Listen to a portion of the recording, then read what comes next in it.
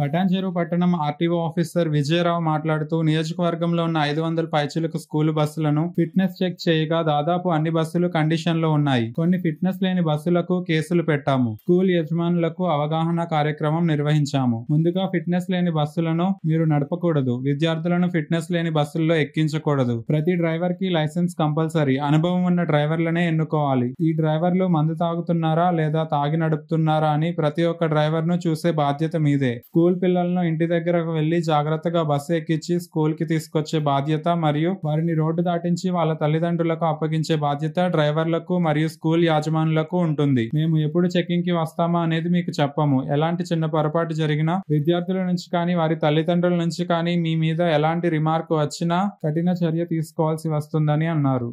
ఈ పటాన్చెరుకు సంబంధించిన స్కూల్ బస్సులు మనకు దాదాపు ఈ పటాన్చెరు ఏరియాలో 500 పైచిలకు బస్సులు ఉన్నాయి.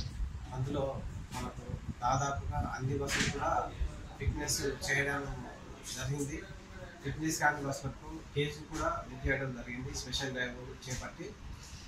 అందులో భాగంగానే స్కూల్ యాజమాన్యాలకు కూడా అవగాహన సదస్సు అనేది నిర్వహించడం జరిగింది.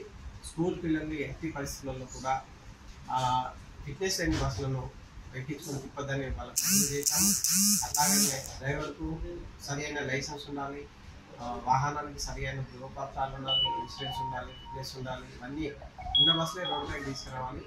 అట్లాగే ప్రతి బస్సులో ఒక అటెండెంట్ ఉండాలి.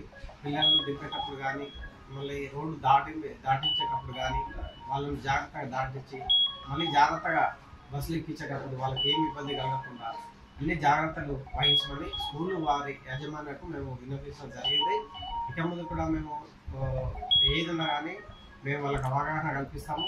అట్లాంటి కల్పించిన తర్వాత కూడా వాళ్ళు ఏమన్నా చిన్న మైనర్ తప్పులు జరిగితే కూడా వాళ్ళ మీద యాక్షన్ తీసుకోవడానికి మేము ఉంటాము. మధ్య మధ్యలో కూడా మేము బస్సులు చెక్ చేస్తాము.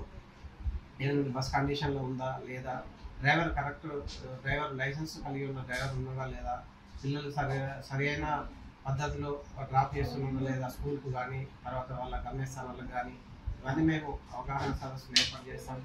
రోడ్డు పద్ధతుల గురించి కూడా పిల్లల్ని రోడ్డు దాటించినప్పుడు జాగ్రత్తగా దాటించాలి, మైనర్ పిల్లలు బైకులు నడపొద్దని చెప్పేసి మేము ఇవన్నీ అవగాహన సదస్సు కూడా నిర్వహిస్తా ఉన్నాము. ఇక ముందు కూడా మేము ఇట్లనే వాళ్ళకి అవగాహన సదస్సు నిర్వహిస్తామని తెలియజేస్తాము.